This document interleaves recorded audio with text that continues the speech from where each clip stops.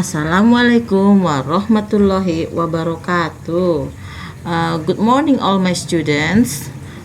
How are you today? As usual, I hope you all in a good condition. Apa kabarnya hari ini anak-anak? Seperti biasa, Ibu berharap kalian dalam keadaan baik-baik saja. Baik, last week I have explained to you about what we will learn in this chapter. Minggu lalu Ibu sudah memberitahu sama kalian apa yang akan kita pelajari pada bab ini. Yes, yang kita pelajari adalah qualities people, animals and things. Kualitas orang, hewan, dan benda-benda lainnya. Nah, kemarin sudah Ibu beri soal untuk mengasah pemahamanmu. Sekarang Ibu akan menjelaskan yang ada di buku paketmu halaman 100, di situ 101, 101. Di sini ada percakapan antara 6 orang siswa yang berada di sebuah taman. Nah, di sini saya sudah tuliskan materi yang harus kamu catat. Nah, nanti akan saya kirimkan file ini ke grup ya, Nak, supaya kamu lebih gampang mencatatnya, dan saya akan terangkan sedikit ya. Biasakan jika menulis catatan itu buat hari, tanggal, dan pertemuan keberapa dalam chapter ini. Dalam bab ini dia pertemuan keberapa ya. Di sini Ibu tuliskan materinya, ask for and give information related to the qualities of people, animals and things in order to identify, to criticize. Sorry, ada salah pengetikan ya. To criticize or to praise them. Nah, adapun tujuan pembelajarannya adalah setelah kalian mempelajari materi ini, peserta didik mampu merancang teks transaksional lisan dan tulis sederhana terkait materi tersebut serta mengkomunikasikan dengan baik, benar, percaya diri, dan santun dengan mencapai nilai ketuntasan minimal. Jadi, setelah kalian mempelajari materi kualitas orang, hewan, dan benda-benda lainnya ini dengan tujuan untuk mengidentifikasi, untuk mengkritisi, atau untuk memuji mereka, kalian mampu membuat teks transaksional lisan dan tulis. Nah, apa itu teks transaksional lisan dan tulis? Ya, itu adalah teks percakapan ya. Teks percakapan baik secara lisan, orally, atau secara tertulis, or written. Yes, dalam dua bentuk, orally and written. Now, ini percakapan yang ada di bawah ini Ibu ambil dari buku paketmu halaman 101. Coba ya, dengarkan. Listen to me carefully. Dengarkan Ibu dengan penuh perhatian bagaimana cara membacanya. Nanti kamu praktekkan, rekam dengan voice note, lalu kirim ke Ibu ya. Baca percakapan ini, rekam di voice note, lalu kirim ke WA pribadi saya. Oke. Dimulai dari Siti ya. This park is shady and the flowers are colorful. I like this park. Kemudian Lina, I do too. This is a wonderful park. Look, there are butterflies. They're pretty. There are garbage cans too. We can keep this park clean. I like studying here. The weather is nice. The park is beautiful and it's a beautiful day. Alright. Saya telah selesai membacanya ya, Nak.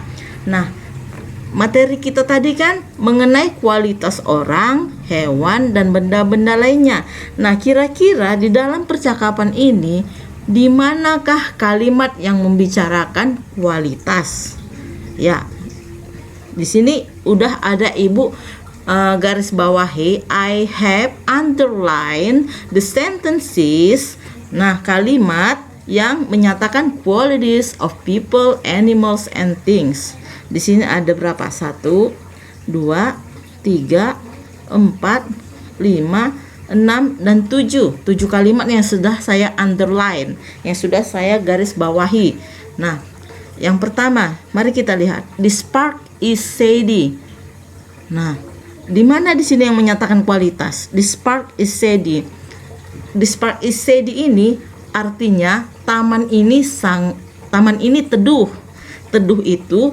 Teduh atau shady itu adalah kata sifat. Seperti yang sudah saya jelaskan pada minggu lalu, apabila kita ingin menyatakan karakter, keadaan, atau sifat sesuatu, itu kita menggunakan adjective atau kata sifat. Kemudian ada the flowers are colorful. Colorful juga merupakan kata sifat. Nah, di sini sudah saya buat ada example. This park is shady. Saya buat bagaimana formula suatu kalimat itu dibentuk. Di sini this park sebagai subjek, is sebagai to be, shady adjective atau kata sifat. Nah, bentuk kalimat ini juga berlaku pada the flowers are colorful. The flowers sebagai subjek, are sebagai to be, colorful sebagai adjective. Oke, kenapa beda ya? Ini kenapa this park memang menggunakan to be is dan the flowers menggunakan to be are. Perhatikan, this park ini bentuk tunggal. Oleh karena itu menggunakan to be is. Sementara the flowers adalah bunganya lebih dari satu, the flowers. Kalau bunga the flower, kalau bunga-bunga the flowers ya, maka menggunakan to be are. Nah, di sini coba kita scroll ke bawah ya, Nak. To be dalam kurung is mr berfungsi untuk menjelaskan kata sifat. Oke, berfungsi untuk menjelaskan kata sifat.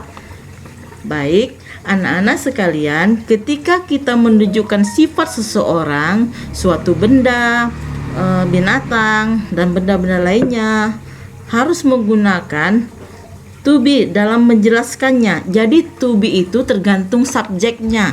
Apabila subjeknya tunggal, mana yang dipakai? Is apa are? Pasti is. Ya, is itu to be untuk subjek kata kerja tunggal dalam bentuk kedua, orang kedua ya. Kemudian di sini kita juga dapat membuat kalimat dalam bentuk noun phrase atau frasa kata benda. Contohnya ini ya, this is a wonderful park.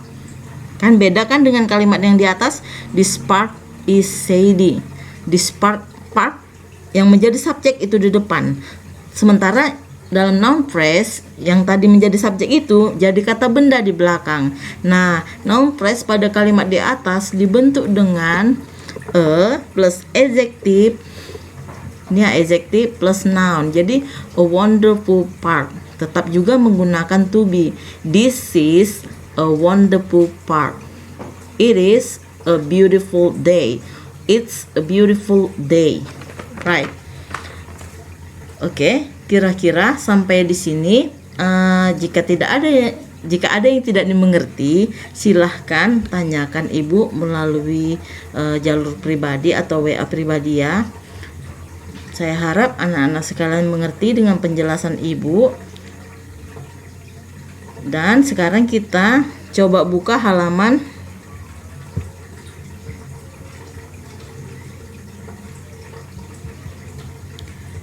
kita buka halaman 102 ya. Di sini ada tugas. Nah, oke. Biar Ibu jelaskan sedikit.